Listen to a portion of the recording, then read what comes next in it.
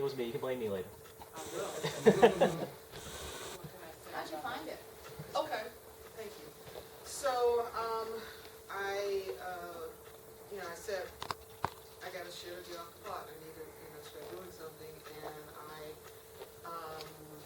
was a DOJ contractor, IT, and, I knew my contract was coming to the end, and I could go find another contract, or I could go out there and start doing something different, and I wanted to do something different. So I cruised and sent out a whole bunch of emails to a lot of different listings that I want to look at. And one of the places that I went and looked at was in Richmond. The agent that I had contacted, we went back and forth on this one deal, and put an offer in, and it didn't quite work out. That one is actually coming back into play. So I kind of walked away from that one, and he gave me a whole bunch of other listings. What wasn't there, the price was reduced down to $89.9. I had seen it at $110, and I had put an offer in, and then he says, oh, well, it's a bank foreclosure, and you need to put in all this different paperwork, and, crap got tied up at work, and I was on one of these, death march projects, and I just didn't have the time. Well, then he called me back and he said, hey, the price got reduced a little bit, and I was like, I'm putting it in. So that's how it started. What was the rehab easy? You don't need to go into details. Was it easy? No, Was it what you thought? no. Did you learn a lot? Oh my God. Yeah. Did you inadvertently build strange relationships, or did you inadvertently build relationships in the real estate business with total strangers that you didn't know you had relationships with before? Absolutely. The realtor that helped me out, I called him up one day and I was like, man, my budget's all jacked up. I need to get a couple furnaces. I called up all of these furnace heater people who, I don't know, they just saw dollar signs on my head, and I just, was not going to be able to do it. And so he says, you should call this one guy. He owns all kinds of properties in Richmond. He has his own construction company. Give him a call. And so I sat on that for a day. I'm like, why is he going to help me out? I'm his competition. I did, yeah. So I called him, and I said, hey, you don't know me from Adam, but Matt told me to call you, and this is my situation, and I need, a furnace or two. I don't know how many I need. I might need four, hopefully only two. And he says, no problem, call this guy. And he just handed me the number. He hadn't seen me, he had known me, and he just, handed me this number. And I was like, oh, okay. So I called this guy. This guy is absolutely great. He came in, he gave me furnaces within my budget. Looked and got the other two up and running, so I didn't have to replace those other two. As a And matter of fact. how many different furnace estimates did we get? Oh my God. Four, 5. and the range was like out of control. It was out way of beyond control. what I was going to be able to suffer. And what you did it. We held hands the whole entire way through this transaction. Okay, the whole entire way. But what did you I just? burned up her phone, I swear.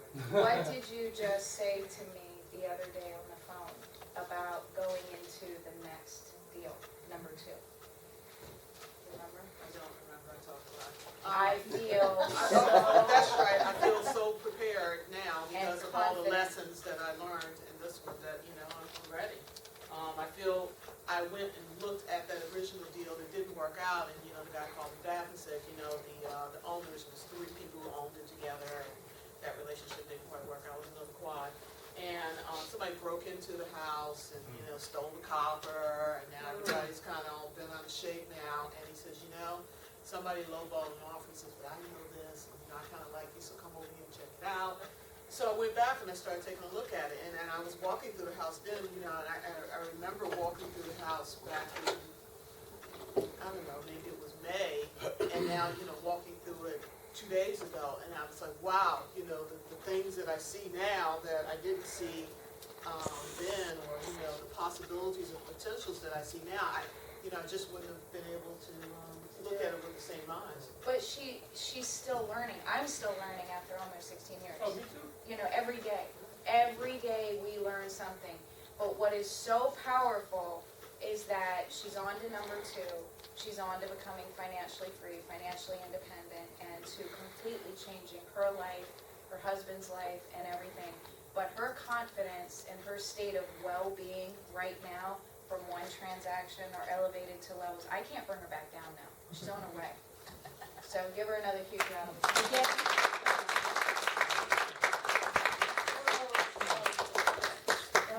I have a question, Debbie. What did your rehab, you had rehab estimates at 50,000. What did you end up actually, what your costs were? Interesting you should ask that because I was going through all my receipts last night. Uh-huh. I actually came in, no, 42? no, I just want to knock on something. Is this wood? Tonight. I actually came in under the 50, and I'm Wonderful. using a little bit of that money as my carrying while I am waiting to get it occupied. And I just spent, a few dollars buying some staging stuff. I did my own staging. Obviously not as good as you would do, Priscilla, but hey, I'm working on a budget here. It's okay. But what Yeah. is fascinating is that Debbie with her, what is my computer doing? It's going down. It's going down. With her job as a contractor, I'm the technical project manager of IT, so I just kind of put those same skills to work. and she managed very, very large government projects and very, very large government contracts. But one of the things that also did being analytical is it paralyzed her at times.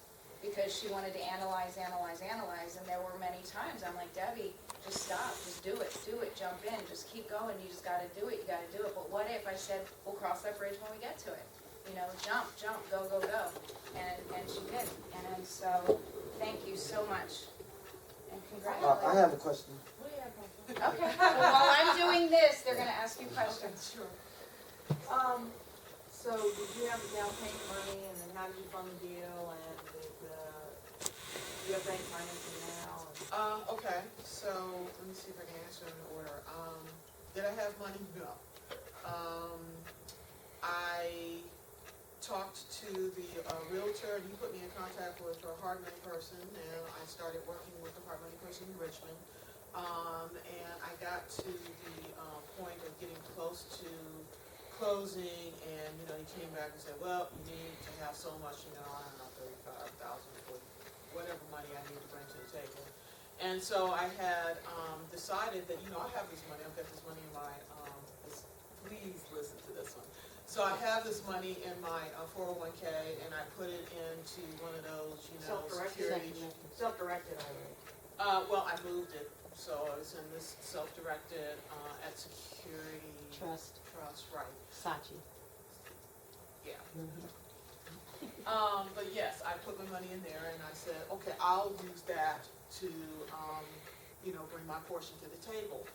But there's a little understood aspect of that about, when you are bringing other people into you're using somebody else to fund it, and you use your own money from your 401k, the loan has to be not to you or not to your LLC, but it has to be to your 401k.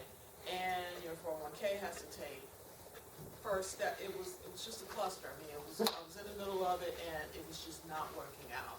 So, Yeah, but you didn't think you were gonna get approved by that hard money lender, and yeah, that was true. you told him you were new, I did. and it was your first transaction. I absolutely did. And he approved her. Yeah. He approved her based on. Yeah, Tammy said I talk too much, but I'm from background checks, blah, blah, blah. I just feel like everybody's gonna find out whatever it is. I just throw it out on the table, and if you don't like it, walk away. So, My I question did. is, Yes, sir. you went to, you said LoopNet? Yes, I did. That's a resource. Yes, I went there looking for a commercial because I really believe in having multi-unit properties. And you went and you put an offer on a property and got accepted, but you did not have your money lined up. You went to your hard money lender after the fact? I Yep. sure did. And so you just put it Perhaps out not. there, and they gave you a certain amount of time to close, so that means you had a window to find the money. Yes. Okay, so let's talk about the fear factor and what made you just step out there and do that. And I guess you might have some clauses to get out of the deal in case you didn't come up with the money. What made me step out there was I was tired of hearing myself saying that I'm going to do it, and that I've been sitting in these chairs for years. 3.